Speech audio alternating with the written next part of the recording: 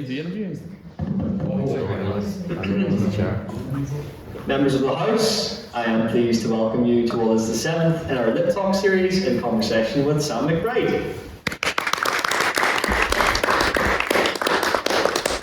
Sam is the Northern Ireland editor of the Belfast Telegraph and the Sunday Independent newspapers. He also writes on Northern Ireland for The Economist. He is a former political editor of the Belfast newsletter and has made a BBC film about the Northern Bank robbery. In 2025, along with Fintan O'Toole, Sam co-authored the book For and Against a United Ireland. He is also the author of the Sunday Times bestseller, Burned, the inside story of the cash for ash scandal and Northern Ireland's secretive new elite, and is a regular broadcaster. Sam currently lives in Belfast with his wife and 2 young children. I would now like to invite him to provide the opening address. Thank you. Can we stand up there, or is that better? Wherever it is. I'll go up here. Mainly because there's a microphone here and I've been done with the cold, so I'm going to make myself hoarse in the first 5 minutes here. Look, thank you very much for the invitation to be here tonight. I'm relieved that there are no I don't know very much about the litterific, but I'm relieved that there are no sort of strange ceremonies where there are animals being slain or me being asked to drink blood or whatever it might be at some of these university debating societies. This book is quite an unusual concept. It is, in a way, something which means that I'm not really meant to be here tonight, so you're not really listening to me because I'm not really telling you what I think. It involved me and my co-author Fintan both arguing with ourselves as much as with the other person.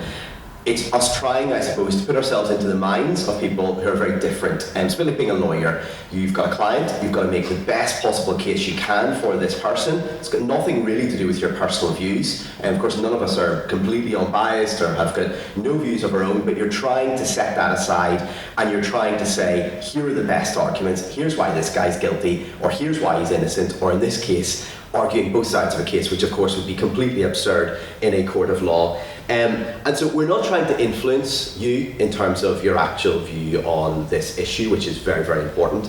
We're not activists on either side of this debate. If this was what the book was, neither of us, frankly, would have had any interest in being involved in it. And so it's quite an unusual situation. As a journalist, I write all the time about politics, I write about Irish unity, I write about all sorts of things which are very emotive, very important to lots of people, but it's very unusual to actually make a very strong argument for something which you don't necessarily actually believe. But there's a certain discipline in that, because when you actually, in a way, role play, if you like, you're acting, you're pretending that you're an activist on a platform, making a case, the best case you can possibly come up with for this side and then for that side.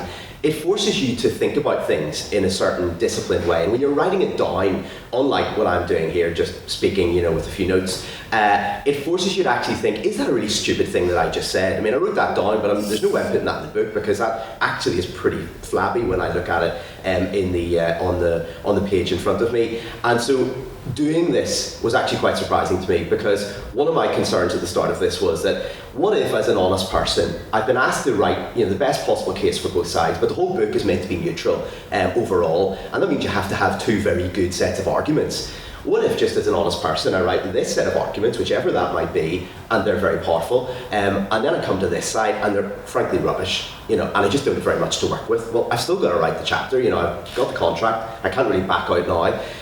And thankfully, when I came to write both sections, that wasn't remotely an issue, because what it brought home to me was that there are extraordinarily strong arguments on both sides of this debate. That's not some sort of false equivalence between these. That's not saying that they're equally right now, or that they're equally right for individual people based on their background or what's important to them. But there are very good reasons why decent and honourable people and intelligent people could come down on this side of the Irish unity debate or this side. I think in the world that we're in, it's very important to recognise that.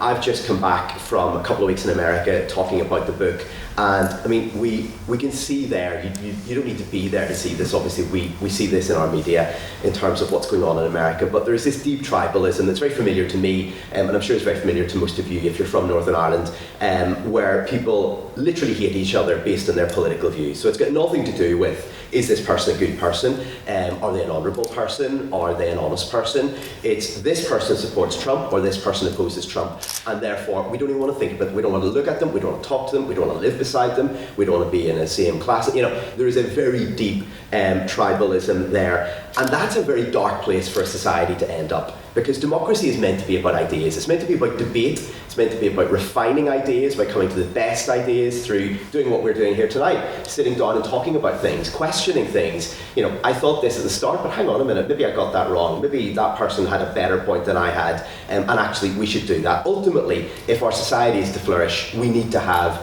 better ideas than we have right now. And when you look at where the world is going right now, there is this lack of respect. So one of the sort of driving forces of this was to try to, without being grandiose about this, or without trying to engage in social engineering or anything ludicrous like that, just as a basic mark of respect to people who are going to make this decision potentially at some point. Who knows when? It might be in 10 years' time, it might be in 100 years' time, it might be in 5 years' time. We don't know, we can't know. We do not know the future, no matter how confidently some people might predict it. We need to be able to have that debate respectfully, honestly, properly, not just because it's actually important to our futures, to the futures of our families and our children and the people who will come after us, but because actually the way the debate happens will be important in terms of the success or otherwise of the outcome. Whether there is a vote for a united Ireland or for the Union doesn't really matter in this sense. If the debate is corrupted, if the debate is seen to be false, if the debate is seen to be one in which people can't express themselves properly, are sneered at, if it's seen as something where there is some form of obvious corruption, vote stealing, foreign money polluting the discourse, etc., etc. We know what happened in Brexit in so many areas, and one of the problems for the Brexiteers was that they struggled with the margin of victory. It was relatively modest, albeit it was a significant number of people, but B, the way in which the debate had unfolded had become very simplistic, very tribal, and in some cases very dishonest. And that's, it'd be unfair to put that solely on one side, but I think it's fair to say, certainly from my perspective as a journalist, there was more of that on the Brexiteer side, and they happened to win. And that created a difficulty afterwards, because a lot of reasonable people then looked at that and said, well, yes, you've won, and in a democracy that ought to be the end of the matter. Of course there's going to be Brexit because you won. They then start to say, well, hang on a minute, you didn't really win, or you won through unfair means. And so how we get to the end is not necessarily as important as the end, but it is very important, and that requires being able to look at what's involved. And the final point about sort of the concept of this is that this wasn't my idea, it wasn't Fintan's idea. We were approached with this concept, and the guy who came up with this idea is a guy from the Notre Dame University who was working with the Royal Irish Academy in Dublin, and he had this come into his mind, a guy called Porrick Dempsey, when he was looking at a referendum. And there are lots of referenda in the Republic. It's part of their constitutional setup that they have regular plebiscites. And when he was looking at one which wasn't massively high profile, wasn't massively significant, I can't even remember which one it was, that's how insignificant in comparison to this it was. But one of the things that the Irish government has to do constitutionally is give every voter a leaflet which says, here is the case for and here's the case against. Now, that was quite startling to him. It was quite startling to me, and it would be very startling to a lot of certainly Southern Irish people, because that would mean that the Irish government, using public money, would have to set out the case not just for a united Ireland, but against a united Ireland. So this is a republic that was set up to achieve the end goal of a united Ireland. It talks in various elements of the Constitution about that. Even after the Constitution was amended in 1998 to alter Articles 2 and 3, it is still the ambition of the Irish state to have a united Ireland. I mean, that's obvious, and it's something that all of the major political parties in the Republic aspire to. And yet here they would have to set out both sides of this argument, and that was where this concept came from. So I think in my chat with James, we will tease out some of the elements of this, but the two other elements of this which struck me when writing it, which I wasn't expecting, was that the hardest element of this to write was the argument not to Northern Unionists, who you would think would be the people who are really, obdurate in terms of trying to persuade. I'm talking about trying to persuade people for a United Ireland here. You would think they're the people who instinctively don't want it. That's fine. There's no reason why they should want it, but that would be a hard thing to do. Actually, the more difficult thing, and I'm not saying that's easy. I mean, that's very difficult. Some of those people will never vote for it. Most of them will never vote for it, and that's fine. But that's not ultimately where the outcome will be decided. There are enough centrist voters in Northern Ireland now on this issue that even if 40% of the population are unionist, firmly unionist, and vote that way, that's not enough in itself to win. You need to have much more than that. The more difficult element was making arguments to Southern voters to say why they should change their state, and that would never have struck me at all until I started doing this. Because essentially all of the arguments I was making to Northerners, people like us on this side of the border, saying, look, the Republic's an amazing place, it's brilliant. Why would you not want to be part of it? This is not what it was like in 1921. It's not like it was like in 1971 or even 1991. This is an amazing place. It's going in the right direction. It's getting better. It's confident culturally. It's well educated. It's got better health outcomes than us, etc., etc. You just flip all those around and you say, well, hang on a minute. If I'm a Southern voter, if I live in Dublin, I live in Galway, I live in Kerry, I've built this state, my ancestors have built this state, we're very proud of it. We've done a good job. Fundamentally, it's not perfect, no state is, but it's a very good place to live. Why take the risk? Why bring in all these wild guys from up the road who might burn the place down and they're going to be very expensive and, who knows what's going to happen? It might work, it might not work, but there's an element of risk with a new country. I wasn't expecting that. Now, there are counter-arguments to that, which I make in the book. But the second element of this that I wasn't necessarily expecting, or actually, let me skip over that and say this: if we aren't able to have this debate on the island of Ireland, and it is a debate for the island of Ireland, that is what the reason that this book was set up the way that it was, is that whatever we think of the Good Friday Agreement, whether we voted for it or against it, and looking at you, I don't think any of you voted either way. I didn't either. I was at school at the time, so maybe that's none of us. But whatever we think about that, it doesn't really matter. It is the law. It was voted on by the people of this island. It has a unique democratic legitimacy, which I think means it's never really going to be toppled in a fundamental way. It'll be altered, I think, but I don't think the fundamental ethos of it will be changed, certainly not without a fresh referendum.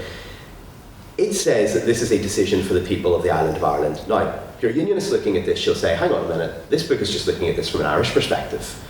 This is about the future of the UK. You're talking about the breakup of the UK as it is today, and of course that's true.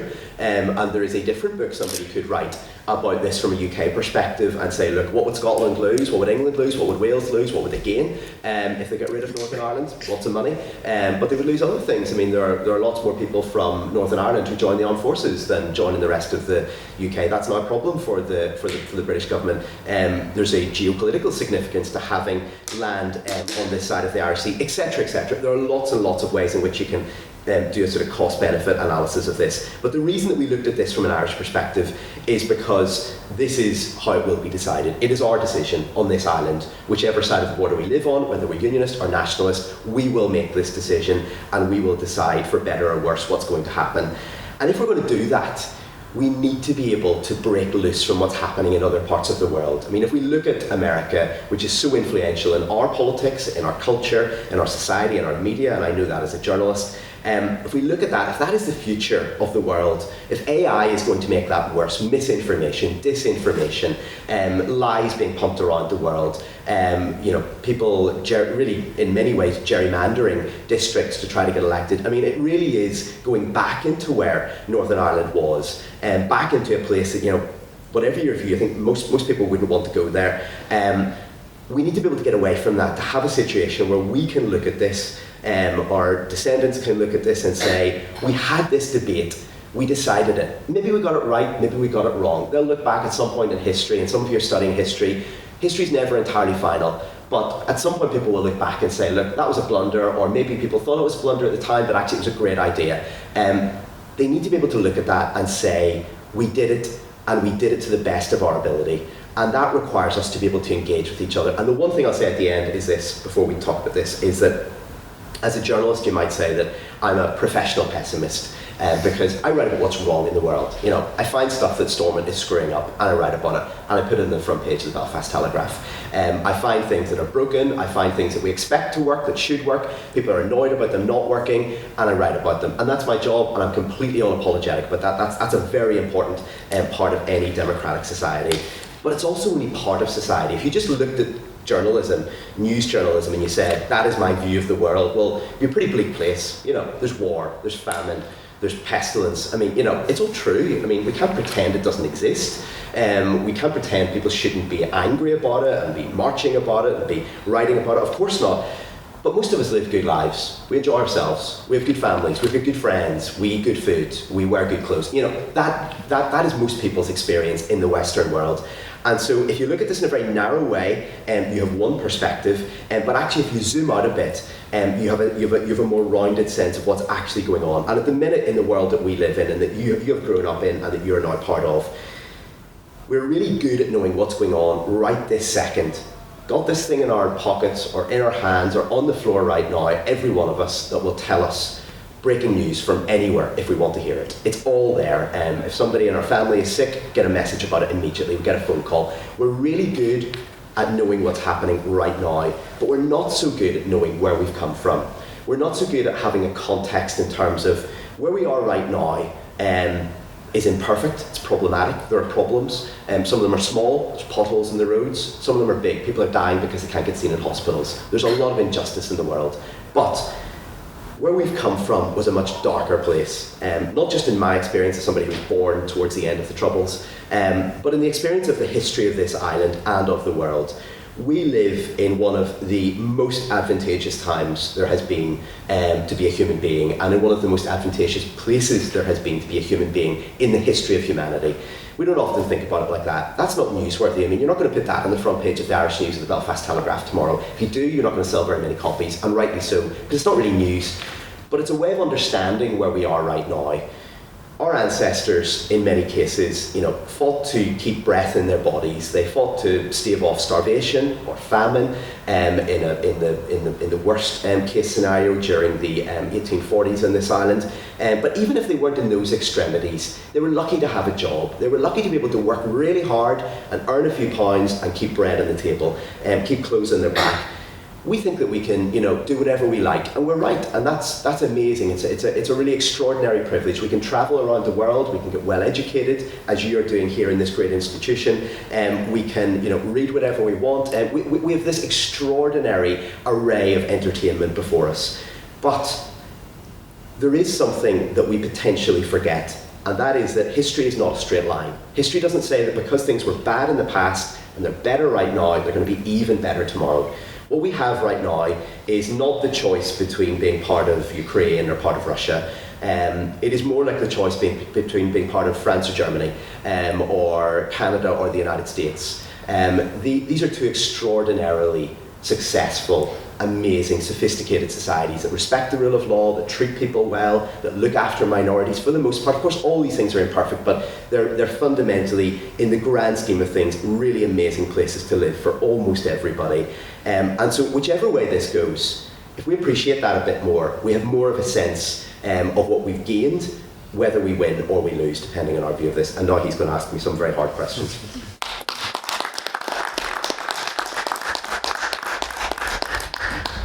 Thank you very much, Sam. I think you've covered a lot there. I think with these types of events, of course, something we're covering the book today, but we always try to go back to the beginning, really. So you did talk about the Good Friday Agreement, that referendum occurring while at school. Of course, you're in journalism. Do you think your background perhaps led you into that career? Was it always been an interest of yours to go into that? Well, you're the second person to ask me this in a week, and I don't think I've ever been asked that before in my life, so I'm not sure what's going on. I was doing a talk for students on the journalism course at Ulster University last week, and my old lecturer there asked me this question, and I actually just thought on my feet, but I'm going to tell you exactly what I told him. So I mean, I would have said no, in the sense that my dad was a modest dairy farmer, worked very hard, didn't have very much money, first person from my family to go to university. So there was no real, sense that I should do something of this nature. But I think actually looking back on it, there was more to it than that, in that my dad, I think this was just a troubles thing, he always had the radio on for the news. He would turn it off as soon as the news was off. Really muster, on for 5 minutes, then off. He had no interest in Hugo Duncan or whoever it was after that. He would have listened to Talkback. He would have had newspapers in the house. He was a farmer, so he would have had the Belfast Telegraph during the week, the newsletter on a Saturday for farming life.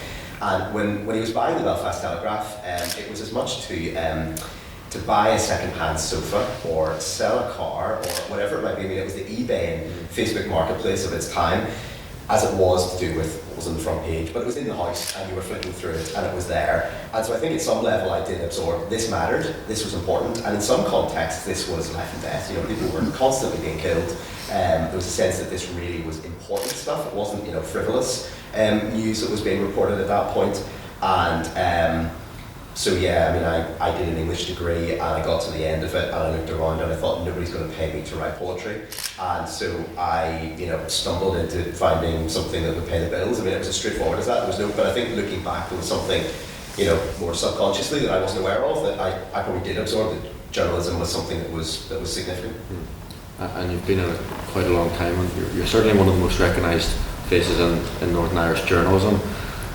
What do you think are the most enjoyable parts of the job about covering this place, and then what are the parts that are less so enjoyable?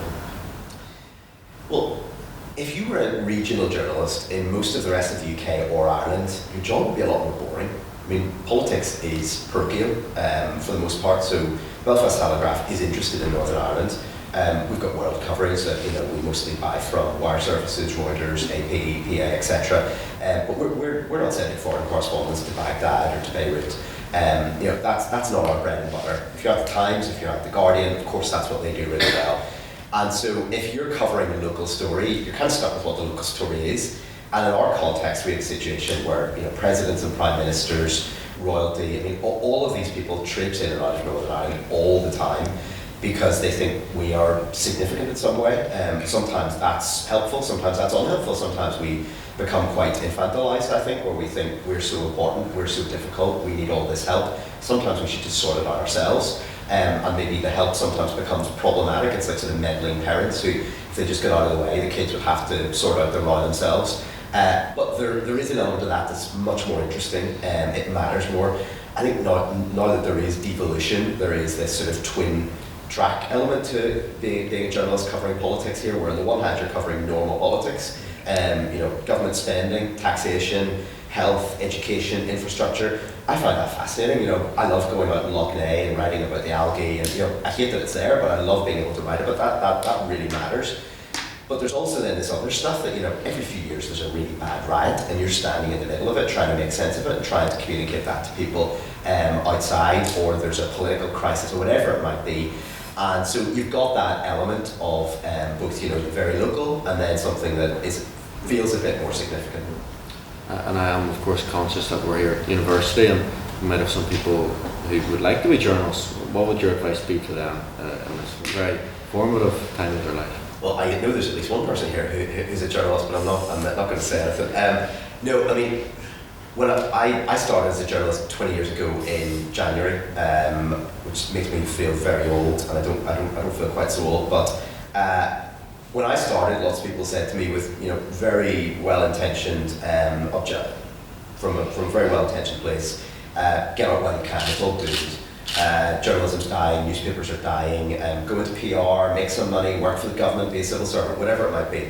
And my view of it was, I'm enjoying what I'm doing. I think it kind of matters. There's some benefit to the public from this.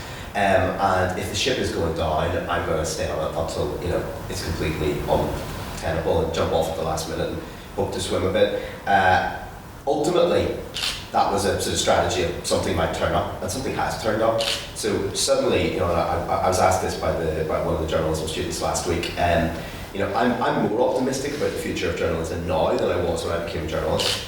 And that's a strange thing to say, because when you look at the chart for newspaper sales, they're absolutely dreadful. I mean, newspaper sales have just collapsed. It doesn't matter if you're the New York Times or the Ballymena Times. And that's very depressing. You can make the best possible product, people don't want to read it in print. Now, some do, of course, but they are a dying, and it is almost literally a dying category of people. But what has transformed this is that people are now willing to pay for journalism online. And for a long time, people said that was a fantasy, it wouldn't happen. Some of this is generational. You've grown up paying for movies online, for music on Spotify, for all of these things. I grew up in an age when the idea was that the internet was free. And of course it wasn't. That was a stupid way to think about things. Nothing is free in life. And if it is free, you are the person who's actually being sold. And so ultimately, that I think means that there is now, at the Belfast Telegraph, we're a relatively small regional newspaper. We have 17,000, we just passed last week, 17,000 paying subscribers to our digital product. Now, out of a population of 1.9 million people, that is still a relatively small number, but that means there's an enormous, even if we doubled that or, whatever it might be, there's a lot of potential increase there, and it's more sustainable. And things like podcasts have really transformed this, where you can have really serious journalism, but in a form that feels more conversational. A bit like what we're doing right now. And it doesn't, you can be cooking the dinner or driving the car or whatever it might be, and you're absorbing journalism in a way that's more efficient to you as an individual, but is actually conveying a lot more. So you might have 10,000 words if you transcribe a podcast of half an hour. If you read the longest thing that I write in the paper, it's about 2,000 words. If you had 10,000 words, nobody would read that. They struggle to read what I've managed to get my editor put in. So there's a change going on there that I think is positive in journalism. And but if you listen to, I think there is an instinct in journalists to be very negative about things. And that's not always actually a bad thing, bizarrely, because it means that we can spot things that are really bad. We have sort of really good antennae for spotting when somebody says something, you're like, hang on a minute, that can't be right, and you go and look into it and it's not right. But actually it means that sometimes when we give people advice about this trade, it's wrong in terms of being overly negative. It's been now almost 6 months, am I right in saying, since this book came out for and against a United Ireland. Of course, you wrote it with Fintan O'Toole. How did this book really come about, and why do you think something like this was needed? Of course, there's been academic contributions from people like Brendan O'Leary and such, but this is somewhat more of a format that people can really engage with, that they can read. Why do you think this was needed? Well, somebody said to me, do you want to do this? So it was a simple, it wasn't my idea, I can't take any credit for it, but Porrick's idea was based around this idea of the Irish Constitution and what it says about referenda, and that just got him thinking, and he's a very smart guy. He's involved with the Aaron's project, so that's the project which published this. So it's published by an academic publisher, the Royal Irish Academy Press, but it's not an academic book, so they deliberately brought both of us in as journalists, because there are, as you say, Brendan's book is fantastic for anybody who wants to understand what a United Ireland might look like, and it's not prescriptive. He sort of lays out, here are all these options, and that's actually one of the things that is both a sort of blessing and a curse when you're making arguments, because on the one hand you say, look, isn't this so exciting? You can do anything. Get involved now. Nobody even knows where the capital is going to be. It's going to be a unitary state. Even those basic elements, let alone getting into flags and anthems and tax rates and left wing and right wing, you can really influence things at this point. The flip side of that is, if almost nothing's been decided, how on earth do you make an argument for it? You're kind of grappling with fog there, as John Hume once said, of dealing with unionism. And so there was an element of this, I suppose, that we were making it up as we went along, but he had this idea that there was a lot of good academic work that had been done on this. The vast majority of normal people, rightly frankly, have better things to do than sit down and read through academic journals. And so the whole concept of this was to be really brief, really straightforward, not pretentious, not loads of footnotes and whatever, trying to keep this as straightforward as possible to get people to read it, because we're not interested in changing people's minds, and we're not interested in telling people, here's everything you need to think about this.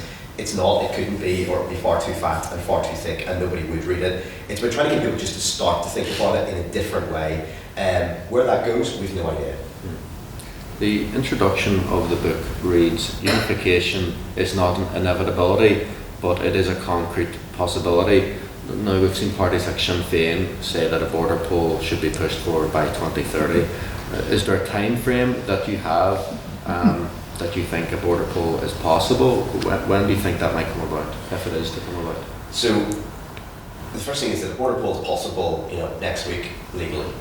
You could rush legislation through Parliament and say it's going to be a border poll. I'm being facetious. Obviously, that's not going to happen. It'd be deeply irresponsible. But the law is not, there's no legal impediment to having a really rapid border poll, and that is potentially a problem. I think most people expected this to be a period of maybe a couple of years, at least a year, let's say, of some sort of preparation for it. I think when Sinn Féin talk about this, there is an element of the, sort of American televangelist who has been predicting that the world's going to end for a very long time, and he has lost no confidence. He's been proved wrong this time, but no, it's definitely going to be next week at this time. Mark my words. And so you go back to read what was in a Foplock in the early 1970s. This will be the year of victory. It's just around the corner. British military defeat is inevitable. Next year. All the way through 2016, even after the Good Friday Agreement anniversary, this is when it's going to happen. Now it's 2030. It's just a movable feast. My view of that, and I'm not speaking on behalf of Fintan here because I'm sort of careful not to put my own views into the book, but my view as a journalist is that is just profoundly unserious. This is a serious idea, so take it seriously. Brendan O'Leary takes it seriously. He's pro-Irish unity, but he's done a lot of work to actually say, well, what would it mean?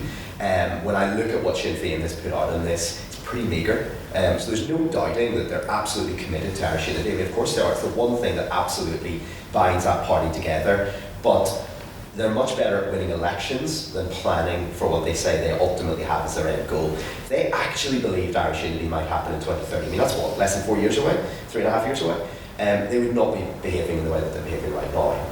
If you were at this generational shift moment where we were entering a completely new era on this island, there would be drastic changes in how people were behaving. They're not.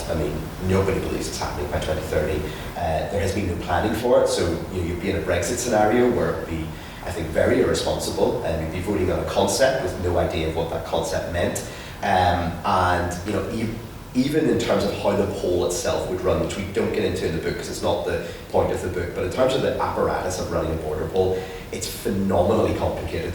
There was a big report by University College London about 4 or 5 years ago after Brexit, where they brought together lots of academics from around the UK and Ireland. People from Queen's were involved in it, from Ulster, from Trinity, all over the place. Brilliant piece of work. It runs to hundreds of pages. Very few people will read this. It goes through just how you would organise the poll. And you'd think, well, it's a referendum, we do referendums now and again, it can't be that difficult. It's phenomenally difficult. So think about just one element of it.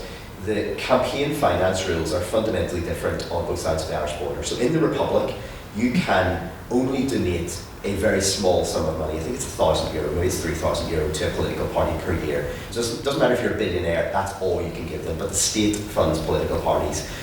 But then during election times, they're free to spend whatever they want because they've constrained at source the funding, so they can spend whatever money they have saved up in that period. In the British system, it's the opposite of that. You can give whatever you want to a political party. You can give it £1 billion if you want. But in a campaign period, you're constrained. Now, that sounds like a really technical distinction, but imagine how that would work here. So Sinn Féin's organised on both sides of the Irish border. There's a British Sinn Féin, if you want to think about it, that's how they've described it, various legal challenges, and there's an Irish Sinn Féin, but in legal terms, that's the way it is. I'm being slightly facetious there. If you're in a situation where there's going to be an argument, even an arguable case that foreign money, dark money, whatever it might be, has infected this from either side, and this could be, Farage's friends, this could be Republicans, it could be anybody, it doesn't really matter. There is immediately a problem before you even get to having the poll and then working out what the result is. Just touching on some of the topics of the book, you do go through many different issues that are inevitably going to occur when this topic really does rationalise amongst people, but 3 of them really do stick out.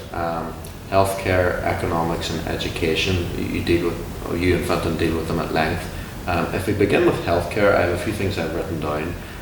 Northern Ireland spends more on healthcare per person than any other United Kingdom nation, but its wages are twice as long as those south of the border. Of course, as well, the Republic does not operate a free at the point of use system. How does healthcare play into this debate of United Ireland, in your opinion? So it's quite difficult to judge Northern Ireland and the Republic in healthcare terms because the way they collect data is different. And again, that sounds like a really tiny thing. It's a massive thing if you're trying to conclusively say you're better or you're worse. So for me as a layperson, the most convincing element of this, there's lots of other aspects of it, but the most convincing, simple thing that would get through to your friend if you're talking to them in the pub is people in the Republic live more than 2.5 years longer than people in Northern Ireland. That's astonishing. I mean, we don't live radically different lives. It's not like, we live our lives in McDonald's and they're in the gym every day. We are very similar Westernized societies. There is no logical reason for that to me beyond, mainly anyway, that the health system is keeping people alive significantly longer. Now, there are other aspects of it. It's a better educated society, there is a larger middle class, etc., etc. It's not as straightforward as I'm presenting it, but I think at a large level, it's very difficult to believe that an inferior health system would keep people alive that much longer. That's a really significant increase in life expectancy. And so what we have here is something which in lots of areas of the book is actually true, where it's not that something was always untrue in terms of the idea that Northern Ireland has a better health system. It's that what we think was true at one point is not necessarily true today. So the data might be 50 years out of date, it might be 10 years out of date, it might have just changed. And this plays both ways. It's not simply that it's in favour of unity or against it, but there's a lot of this when you look at it isn't quite as straightforward as you might think it is, even if you're quite well informed about this. And so in terms of health in Northern Ireland right now, we have a situation where we have this really precious right to see the doctor whenever we need to see the doctor, or the nurse, or the physio, or the dentist, or whatever it might be in terms of our health. But it's an unenforceable right for a lot of people. And so what's the point of having the right that I can see a doctor tomorrow if there's no doctor to see me? And he said, I'm sorry, I'm full, you're not, you can join the waiting list and see me in 6 weeks or whenever it is, or a year. And so that is the difficulty here, that some people, I think, and some people who are nationalists and some people who are, absolutely in favour of Irish unity ultimately, will actually vote in favour of the current situation and keeping the union, because of something that they believe is helping them in terms of their health, and quite understandably believe is helping them, because it's a very precious thing to have, when actually, potentially, they'd be better off in this far messier, difficult, imperfect situation in the Republic, where you have a mix of public and private health insurance and all sorts of things, but it's managing to work better. It's very imperfect, there's huge problems there, but it's better than our current situation. The final thing on that though is that it's all very well saying that they're going to, maybe live longer if you have United Ireland, if that was to be true. The NHS is more than simply something that keeps you free of sickness or heals you when you are sick. It's a concept, it's an idea, it's almost a religion in some ways. There are more people who believe in the NHS in modern Britain than are practicing Anglicans, which is technically the established Church of England. And so you've got this situation that for a lot of people, even if you were to say to them, you'll be better off, that is being better off in a situation where the profit motive plays a more prominent part in healthcare. Do you want to be in a situation where you're going to a doctor, and if you are a middle class person or a wealthy person, you can get seen, this person at the bottom of your street is really poor, is out of work, is struggling, maybe dying, they can't get seen. There are big philosophical questions there in terms of the two systems. I mean, the positive argument there is, well, why not bring the best of both together and make something better?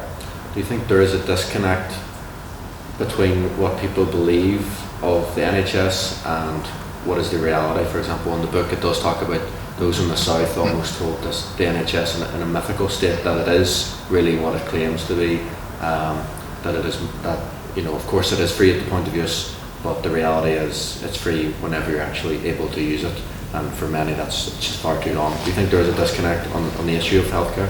There is, but I think that disconnect will decrease over time, because this is about personal experience. So most of us, are happily fairly healthy for most of our lives, and so we don't need to use the health service that often. I mean, as we get older or if we have particular conditions, that's not true. And so when you get to that point, I think a lot of people then start to realise, so this lags, I think the reality and people's perception of the reality, there's a significant lag between those two things. But at a certain point, you can't hide something that's this fundamentally broken. I mean, the hopeful thing to say there is that if it's that broken, it's so important to any government, to any society, they will have to fix it, they will have to find a way. And it might be that we pay for prescriptions, and maybe even we pay to see our GP, a nominal sum or whatever, but we have a better outcome. That ultimately may be a sort of convergence by the back door, which has nothing to do with unity. Just now on to economics. The Republic of Ireland has hourly earnings that are 36% higher than Northern Ireland, However, the costs of living south of the border are significantly higher, and that is mentioned throughout the book. Rent as well in Dublin is 30 to 40% higher than that of Belfast. 83% of the Republic's corporation tax revenue comes from foreign-owned multinational firms, many of them being American. Some academics and economists, such as Fitzgerald and Morganroth, put the yearly cost of reunification as high as 8 billion, possibly rising to 20 billion, although of course Professor John Doyle says it's about 2.5. Economics is really one of the biggest things to be discussed in this book and indeed in this conversation. I think John Hume put it as politics is about the living standard of the day, and economics certainly does play into that. How big is the issue of economics in dealing with this question, and how much should we consider, especially with the cost of reunification, which is debated amongst academics? So the one thing that everybody can agree on is it's going to cost a lot of money. So people can argue about how much. It's going to be billions per year. So even if you take the John Doyle view of this, and I think some of what he says is sensible, I don't go with him anywhere near the full way that he goes in terms of saying it would be 2.5 or 3 billion or whatever the precise figure is. Ultimately, everybody is making educated guesses here because we don't know what the proposition is, we don't know what the nature of the state would be, we don't know what the fiscal situation in the Republic would be, or in Britain, or in Northern Ireland. So we're guessing with what we've got, the best thing we've got right now. But I think that if you look at the example of Germany, it's instructive in this regard because while Germany was very different to our situation, this is a Soviet era part of Germany being joined onto a Western democracy, very, very different economic factors at play there. The thing that I think is relevant to our situation is that it cost an awful lot more than people thought at the time. So there was a solidarity tax that was brought in the early 90s to pay for unification of Germany, and it was meant to be there for a few years, and for some people are still paying it today. That doesn't mean you shouldn't do it. There are very few Germans who would look back and say they made a mistake, but they do say they made mistakes in how they did it. Maybe did it too fast, maybe economically in terms of, without getting into all the details of what they did, they stampeded towards it. Again, it was a very different situation to ours. They didn't really have time to plan carefully. It happened very suddenly. We think, at least, that we have time to plan. But ultimately, there will be a significant cost. However, the flip side of that is that if Northern Ireland's economic productivity, so how much basically we each earn and make for the economy, how beneficial we are in economic terms, it's only one way of assessing how successful any society is, but if you're looking at it in those terms, if we were as successful in productivity terms as the Republic, we would be massively wealthier, and so we would be contributing to the Irish Exchequer. So if they were able to share with us, their educational benefits, their economic benefits, etc., and drag us up, then there is a logic to saying, this would be a finite number of years where they would gradually whittle down the subvention they would have to pay. But there would be, I think any honest exponent of unity there would have to say there's uncertainty, we simply cannot know. However, I think there's a risk for unionists who put all of their eggs in the basket of saying, we're really expensive and you guys could never afford us. There was a time when that was true, absolutely. It may still be true today. I don't know, as I say, figures are up for dispute. But it may be that by the point we get to this point, that it's obviously not true, in the sense that there might be a massive sovereign wealth fund in the Republic. It's already underway, which would just take this off the table. And so if all of your arguments, or fundamentally most of your sort of pragmatic arguments are based around we're really costly, it's a big risk if suddenly somebody says, you know what, we've got the money, we'll just buy you. Do you think there is an exaggeration of some of those who look to the Republic's wealth and such, and say, well, it is so much higher, and of course the yearly salary is much higher, although when we actually take in the median salary, it is much closer. Do you think there is an exaggeration on part of those who are pro reunification? Well, pardon me. Pardon me. Certainly for it, some of them there's no doubt that the Republic is a much wealthier society than Northern Ireland. There's just there's no serious debate to be had about that. The data on this is really stark. There's also no serious debate that people earn more in the Republic. They obviously do, and we can measure that very well. It's much more difficult to measure the cost of living because ultimately money in your pocket or in your bank account or on your phone as it is today is only relevant insofar as the cost of buying something. We see that right now with the cost of filling your car. What did cost this last week now costs something very significantly more now. And so if in a society where things are much more expensive, particularly housing, you need to earn an awful lot more just to tread water with people who are earning less. There has been some academic work done on this which says, again, there's a range of academic views on this, but my memory of this, and I don't think this is in the book, is that the most recent data is that they think people in the Republic are ahead a bit, even taking into account the cost of living. But again, that's not evenly distributed. I think the Republic is a more unequal society, so there's extreme wealth in places like Dublin that we don't have in Northern Ireland. We've a much larger middle class of people who are, in many cases, working in the public sector. They're not massively wealthy in terms of driving Ferraris, but they've got a really good life. They live in a nice house, and they go on holidays and all of the rest of it. We are two different societies and two different economies in many ways. And then just finally on the topic of education, there's a topic in the book on page 56, and it's titled A Stark Educational Divide, and I'll just read for some of the people here some anecdotes from it. The number of young people leaving education early in Northern Ireland is double that of the Republic. The Republic has substantially lower university fees and a culture that appreciates the central value of education, both as a civilising force and as a key to economic progress. I listened to you in the Lyric Theatre with a few people here, actually, a few members of the Lyric, I think we were invited, and something said that was quite stark, and I believe it was from yourself, was that those who would benefit most of reunification in terms of the educational would be those of a working class Protestant background. Them lads who typically, and it is boys primarily, who do worse in school, and the point was made that those people would actually do the best in regards to reunification. Education is something that's perhaps not always looked at as a primary factor in this debate, but why is it so important, and why should people take it into account? Well, it's really a building block of society. I mean, if you think about the world as it is today, with people questioning even the concept of having a democracy, like why do we have democracy? I mean, the world I grew up in had many problems, but nobody seriously questioned to any appreciable extent the idea that we should be a democracy. We're not in a world where people are essentially looking at, might is right. If I can do it, well, I should just do it. Maybe I'll take Greenland, maybe I'll grab this, maybe I'll do that. And that catches on, and also that elections are there if you win them to prove that you're popular, and if you lose them, well, it's somebody else has tampered with it and it's their fault. And that's not simply about Trump. Trump is the biggest exponent of that, but that will be grasped by other people from different ideologies. And so if we're in that world, we need to have people who understand where we've come from. So to go back to the point I was making about the importance of history and having some concept of the world before the way it was right now.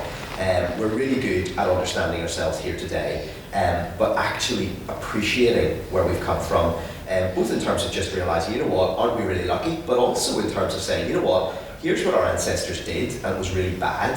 They thought it was a good idea, and look at how that turned out. Well, let's not do that again. That all comes back to education. Economic productivity is about having the skills to go out and make things, come up with new ideas, build a company, build a new computer program, whatever it might be, and make wealth, create jobs, etc., etc.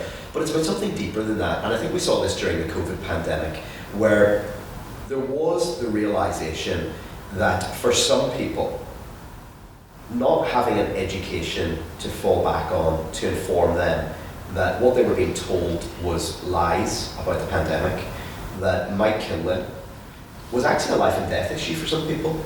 And I'm not suggesting that all of the people who swallowed the conspiracy theories were stupid people or ill-educated people. There were some people with university degrees. It's not as straightforward as that. Life's much more complex. But I think fundamentally the people who didn't have an educational grounding to look at somebody and say, right, okay, so there's a medic saying this, but this is one medic out of millions. That is different to somebody who looks at that and says, well, it's a doctor, it must be right. There is a really profound vulnerability to a society that doesn't have an educated populace.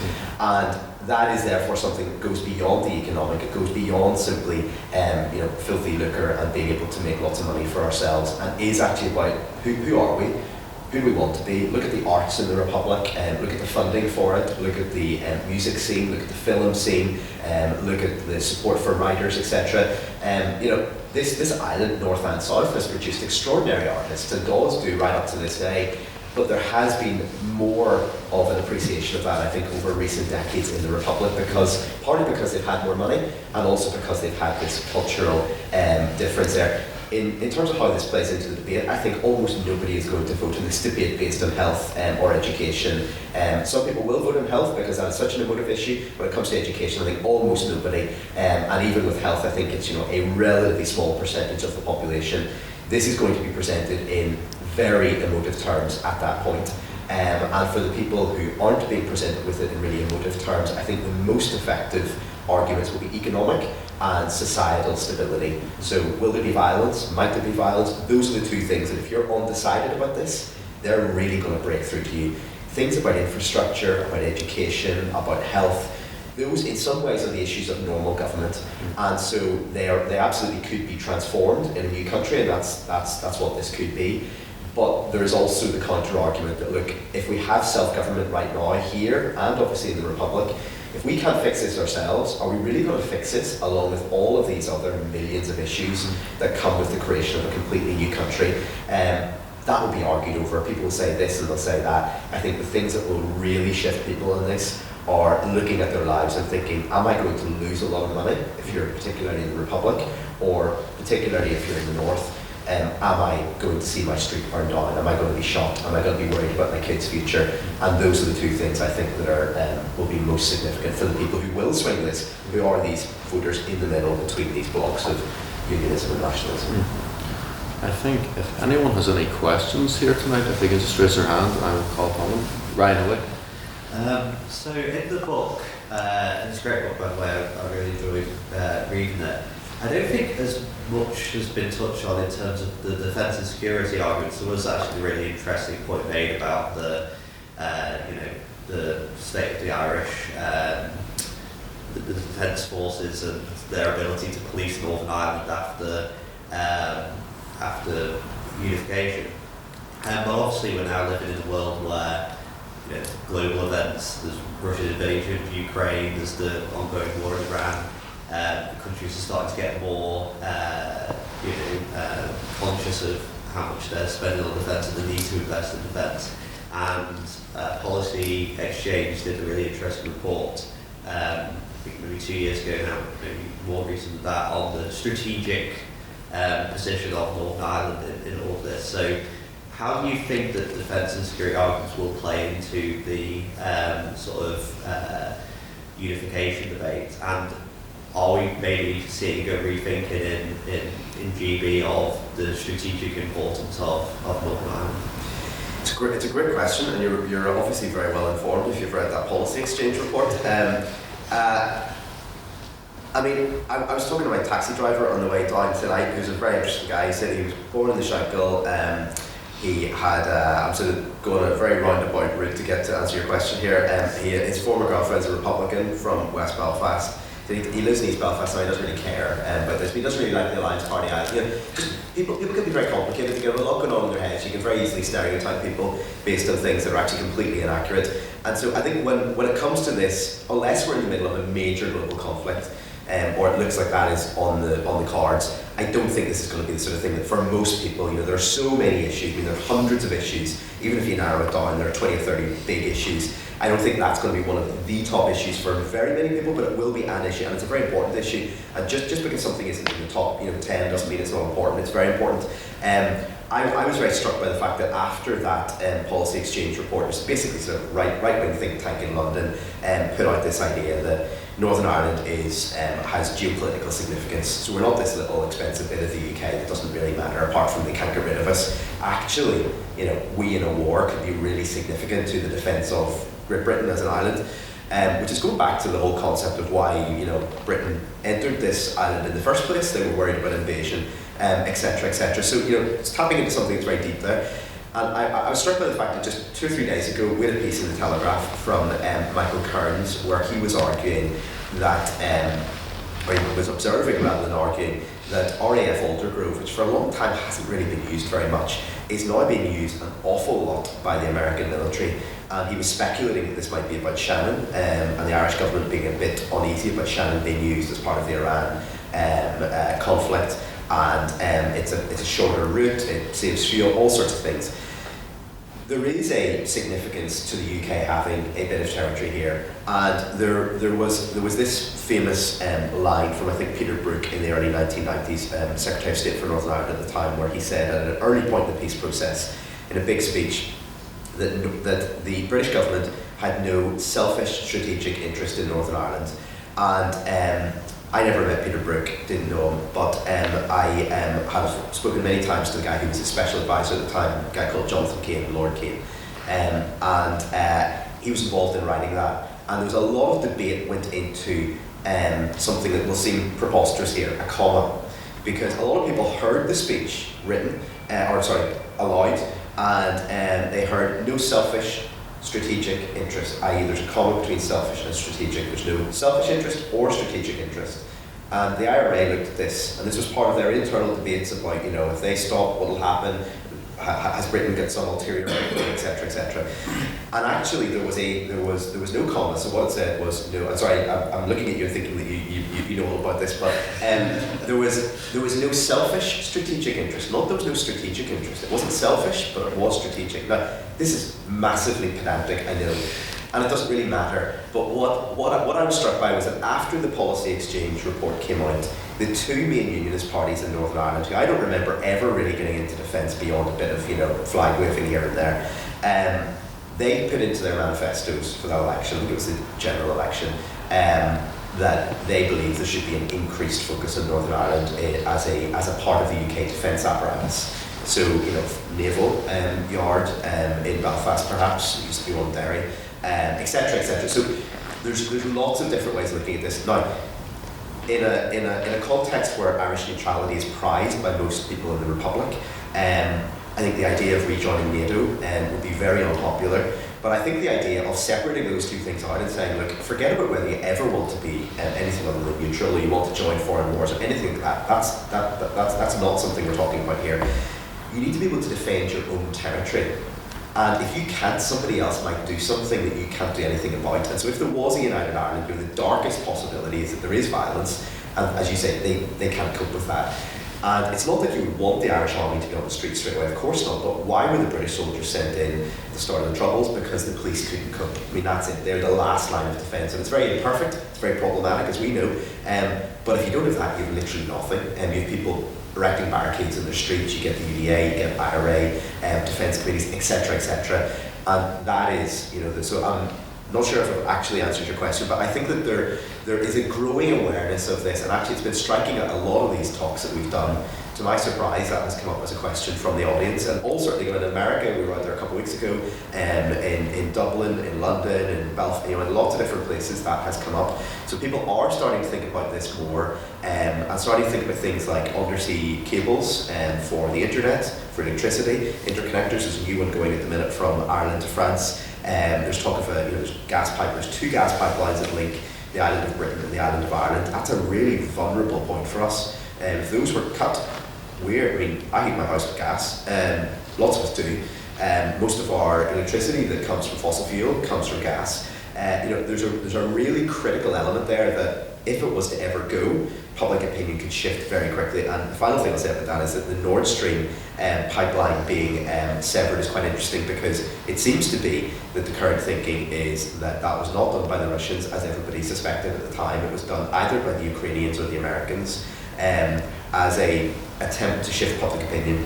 And so if somebody wanted to shift public opinion here, it wouldn't necessarily be the people you think are your adversaries. It could be somebody else. And America, if Irish Republicans are looking at them, often they think, look, they've big wallets and they'll help pay for unity. And they're probably right. There's a lot of very rich people out there. And it's a relatively small island for them to send, to us it's a lot of money, to them isn't that much money. However, they might say there's strings attached to the wallet and you get the money, but you're going to do this for us. And that might involve military elements, which might not be so palatable for some people. Any more questions?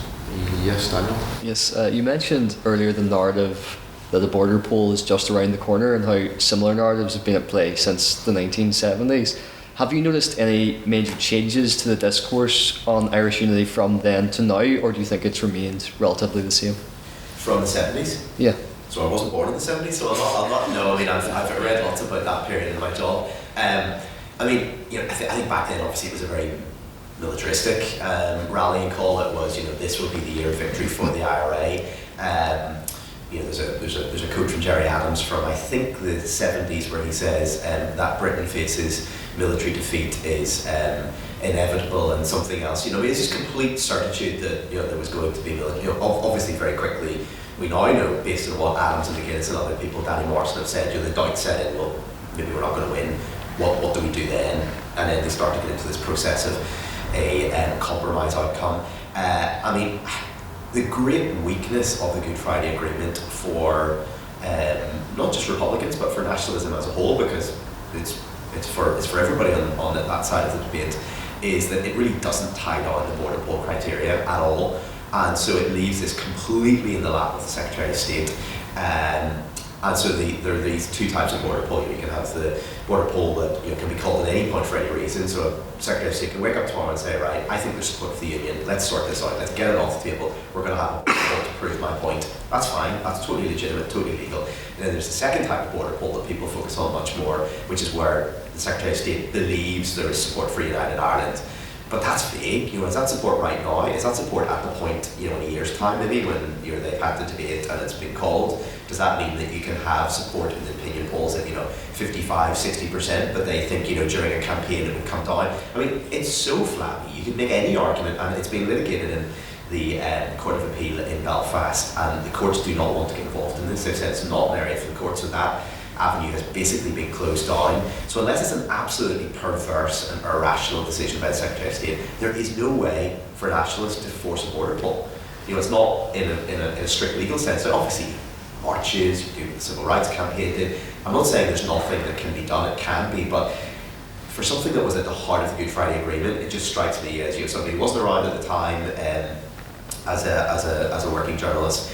It's kind of incredible that was just put in there. Now, the counter argument, I guess, would be, look, if we had tied everything down, we wouldn't have got an agreement. There had to be a bit of creative ambiguity here, but ultimately that is the weakness. And so, you know, I remember writing, and I'm not saying this to congratulate myself, because I often write things that are completely wrong, but I remember writing, you know, 5 years ago or something like that, in the middle of all the Brexit chaos. There is a danger that nationalism looks back in 5 or 10 years and thinks, how did we miss this open goal? Like, you know, you've got Boris Johnson, who's a complete joke as Prime Minister, then Liz Truss is even worse. You know, Irish sea border carnage in terms of nobody knows what's happening, and people can't move basic goods around. Irish nationalism is up in arms about this. There's, you know, there has been this deep disturbance to the equilibrium in Northern Ireland, and most people, like my taxi driver tonight, said, look, I really don't really care about this stuff, but, you know, if you force me to think about it, you know, I would have to decide one way or the other. That's what most people are like. They don't wake up and obsess about this stuff, and sometimes people like me and people who are politicians who are, you know, paid to think about this, forget that. It takes a big thing to force people to do that, and Brexit was that big thing, and those big things don't come around sometimes very often. And I think, you know, there is a massive problem now for nationalism, that they've had this enormous chance, and some of them believe their own propaganda in terms of, you know, demographics will inevitably bring a United Ireland, you know, Britain is going to fall apart, Scotland will leave before Northern Ireland. All those things, in some ways, may ultimately end up being true, but there's no guarantee that they're true. Scotland now, you know, is in a very messy position, but it's not the position it was in 5 years ago, where it looked much more precarious from a unionist perspective, and the sort of old, you know, count the Protestants and Catholics sort of crude way of looking at this in demographic terms basically fails to account for, you know, the risk of keeping going back to my taxi driver tonight. You know, he's counted as a Protestant because he grew up, and doubly so, he grew up in the Shankill, and he's definitely going to be for the union. He doesn't really care. You know, that's increasingly common in our society. So people will be open to the best arguments, and right now the onus is on nationalism, I suppose, to make the first move, because having the status quo is a massive advantage, and this struck me when I was writing this. That just by having it, you really don't need to love it, you don't need to do anything, you just sit there. And unionism, you know, I'm very critical of them in much of what I write, but they can be really rubbish.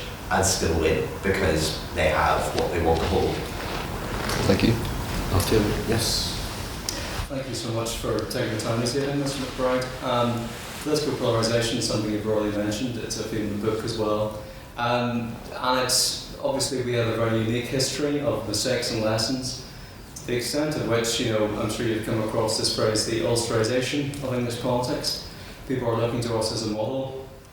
If you were advising Westminster or Dublin, what would you say you can learn from us, and what would you say you can't? It's a good question. I would caveat this by saying that I think journalists are generally very poor politicians, and Boris Johnson is the ultimate example of that. And actually, I genuinely mean that. I think that we are very good at spotting things that are wrong and problematic, and that's really important. But it's a lot easier to say your fridge is broken than to try to fix it. And these are often very complex problems. So I've actually got a lot of respect for politicians. They do a very difficult job. Some of them are scoundrels, but some of them are very good people, and they're just grappling with impossible circumstances. There was an American guy who was over interviewing me for a documentary he was making about the American voting system a year and a half ago, and sort of as an outsider to Oz, he forced me to think about this a little bit. You're sitting there and you have to come up with something, as I'm having to come up with something right now. And he asked me about the American system, and he was basically looking at Northern Ireland as an exemplar for America and saying, you guys had a conflict and you fixed it. And part of the fixing of that, he thought, was the PR voting system where you vote 1, 2, 3, 4, 5. You don't have, outside Westminster elections, you don't have X marks the spot and somebody wins, maybe with 30% of the vote, because then the last person standing and everybody else gets 20% or whatever it might be. And so it's a more representative system of democracy. And he was thinking that this would effectively make America more centrist, because the extremes would get this amount of support, but as their votes were eliminated, they would have to settle on somebody who was not their first choice, but was a bit give them something anyway. And there may well be truth in that. I don't know enough about America to tell them what to do. But he was asking me about Northern Ireland, and the thing that struck me when he was asking me this was that what our history shows is that hatred and deep extreme tribalism starts off with words, and it starts off with arguments in the street, and it starts off maybe even goes into rioting or whatever it might be, and it ultimately ends up in coffins. That is the logical end point of hatred in a society where people care about these things as much as they do. And so this really matters. So again, it sounds quite technical, your voting system, seriously, is that really that important? And I'm not suggesting that that's the main reason for the Troubles or ending it or anything, of course it's not. But insofar as that does matter, it is about trying, I suppose, to look at, well, the absolute extreme possibility here is really dark, and we need to be aware of that. So if we see ourselves starting to slip towards what might be there, well, that is a lesson that we need to look at. But we also, as with the German example of unification, there are things we can take from it, there are things we should be very cautious about looking at, and I'm not best placed to prescribe those. I think if we have time for maybe one more question, if that's okay with you, Sam. Look, just because he's had his hand up for some time. Well, at the expense of being called a Northern Ireland apologist or an alliance voter, I'm just going to try to defend this state. 18.3% is the difference between disposable income between households in the Republic and here. I think that certainly plays into not only our historical differences in the North has constantly been a more heavily industrialised area, but I think that also plays into the health outcomes. Like, if you have more money, you can buy healthier food. I think that the cost of living here, and certainly, when you play in all of those factors, the health standards here, it's a remarkable thing that the NHS has been able to keep kind of the 2-year lifespan that close. I mean, when you have that much more disposable income, I think it's a wonderful thing when our system, which is, say what you will about it, I've been in many NHS waiting rooms, still free at the point of entry, which is another problem I have maybe with United Ireland, which maybe you could kind of explain to me. When we have a system of people, and certainly this part of the world, in which there are an incredible amount of impoverished people, and in which the healthcare system, and certain certain education systems, certain powers within the Republic have such a barrier to access for them. I mean, the Blackrock schools make up half of Trinity, let's be honest here. That kind of circle and that echelon, should we really try to worm our way in there, or should we have more faith in our own systems? I don't see why we should choose to go to the Republic. You can't eat a flag, to quote John Hume. It's a great quote. So on the health element of that, I've just forgotten completely what I was going to say. Give me a second. Eating a flag. Yeah. No, on the health element of that, I mean, I think that if you're going to win a border poll as a nationalist, you need to have, certainly based on where we can see, let's say the next 10 years, looking beyond that, it's kind of pointless because we have no idea what the world's going to be like. There genuinely could be a world war. I mean, we have there could be economic collapse. There could be all sorts of things happen. We've seen what happened in the last 10 years with, Trump getting elected not once but twice, war in Europe, major global pandemic, etc., etc. It's been Brexit, one thing after, and that's just 10 years back. Nobody saw any of those things coming. So if you look 10 years into the future, I think that you need to have, as a nationalist, a Irish NHS type system. Now, it doesn't have to be perfectly the NHS. It could involve a bit of private healthcare, as France has and lots of continental Europe has, etc. But it would have to be free for most people. Maybe the super rich pay or whatever, but it has to be free for most people. That is one of the arguments then that I use in favour of this for Southern voters. So what do they get out of this? Well, they get a better state. Their state's good, but it could be better. It could be fair, or it could be less unequal. So that's one element of that. However, the point that Fintan makes is that they have struggled to do that in a single state as it is right now, without any of the complexity of all these unionists up the road, creating every new institution of state that would have to be created, maybe a new flag, maybe a new anthem, a million things that people haven't even thought about, and at the same time doing this monumental change in how people are looked after in hospitals, etc. So those elements of it ultimately will be, I think, absolutely at the core of this. And remind me what the second thing was that you said? Just more the kind of barriers to education, and certainly the barriers to kind of public life that you see within the Republic. I mean, we have, I think it's over a quarter of public sector workers here. I wonder what would happen to them in a system where maybe there's tighter austerity or certainly tighter management of public funding in the wake of, well, whatever happened down south. But just in terms of the barriers that we see, I would wonder how people from Northern Ireland, like someone from Larne, could address that. So you were it was the point about Blackrock actually that stuck in my mind. So what shocked me in the education data is that I expected schools like Blackrock to have phenomenal outcomes because people are paying €6,000 a year, whatever it is. Of course they're going to have a great outcome, just as if you're going to eat and you're going to get great grades, fine. But what shocked me is that the overall grades in the Republic are significantly above Northern Ireland. And that's really significant because that's not about selection, and that's not about taking out the brightest. And when you look at even top schools like Methody, etc., they're marginally ahead of the overall Irish average.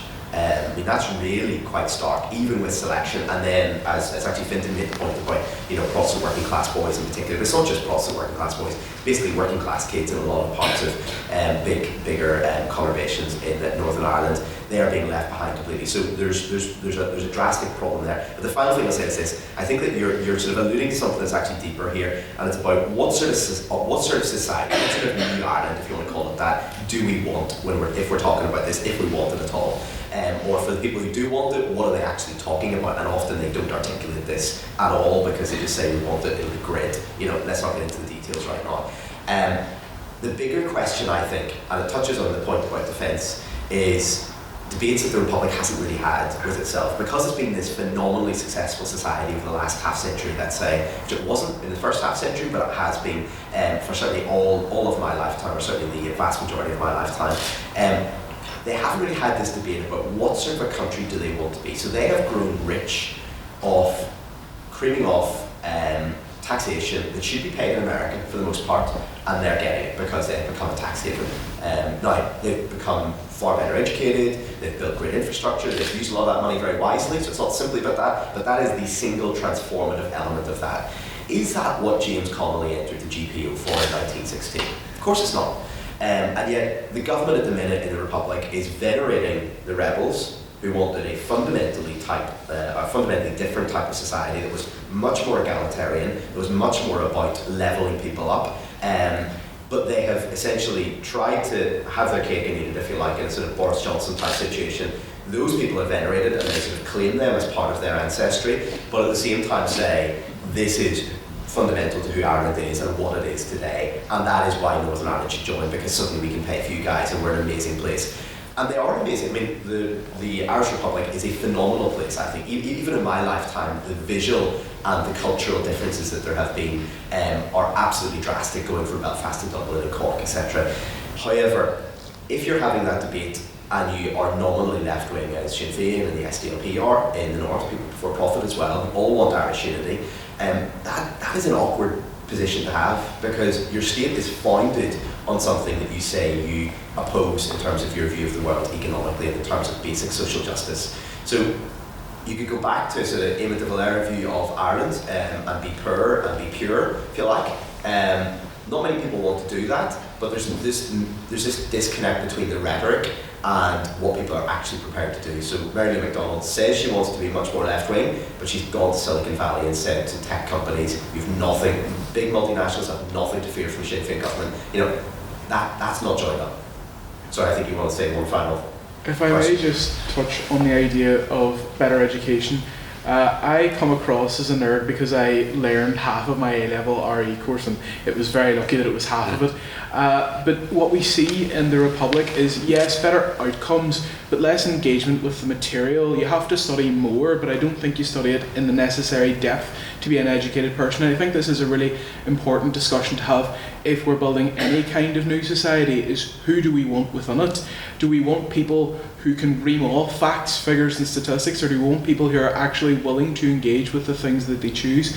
Yes, it's all well and good to have X amount of grades coming out of Y amount of skills, but if you want a truly educated society, it's not just the grades, and I think that's where the Republic maybe falls short. So that if it's true, is a very fair argument. I'm not an educational expert, so I'm writing this as a journalist looking at the data, talking to people, etc. Two things that I find very convincing here. First of all, Paul Givan, the current education minister, is not a nationalist. He's not somebody who's a big fan of what happens in Dublin for the most part. He accepts Northern Ireland as an inferior system to the Republic. Now that to me is pretty convincing. He sees the stats internally, talks to his officials, he goes out to schools, and he's undertaking this massive programme of reform. Whether he's right or wrong is neither here nor there for this purpose, because it shows that even he accepts there is a problem in the north that goes beyond simply what's on the grids that kids are getting. But the second element of this is that if those kids were getting a sort of tick box education where they come out, they go into university, go into jobs, whatever,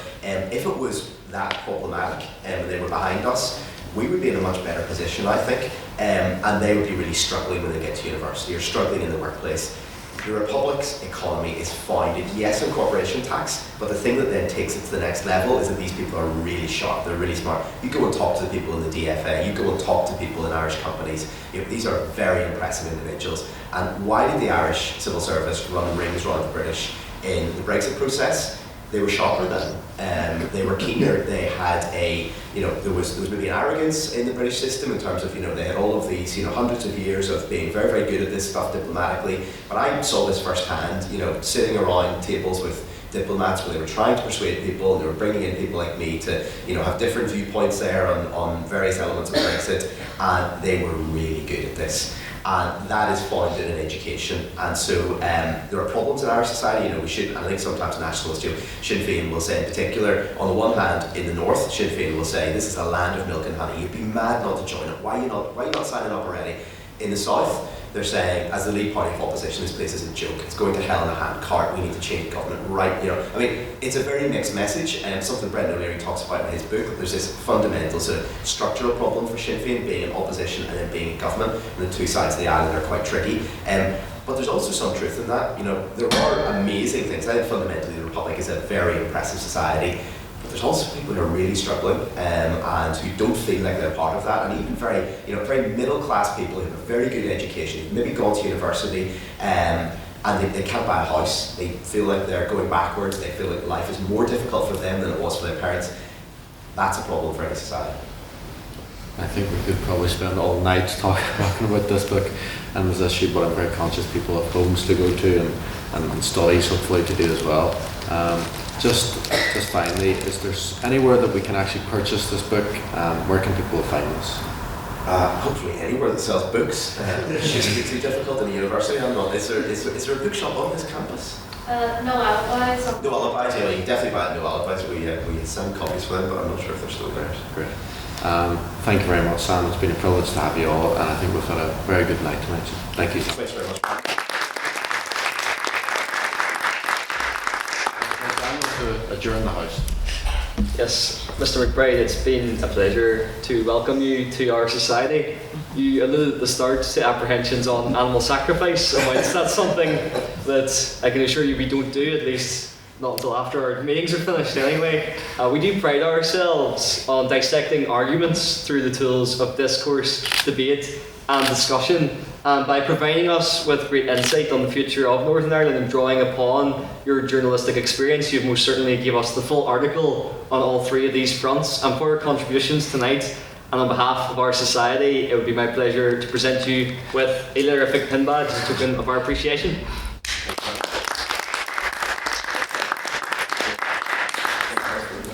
Oh, sorry. I'm taking this more seriously. Get proper photographs afterwards. Yeah, good.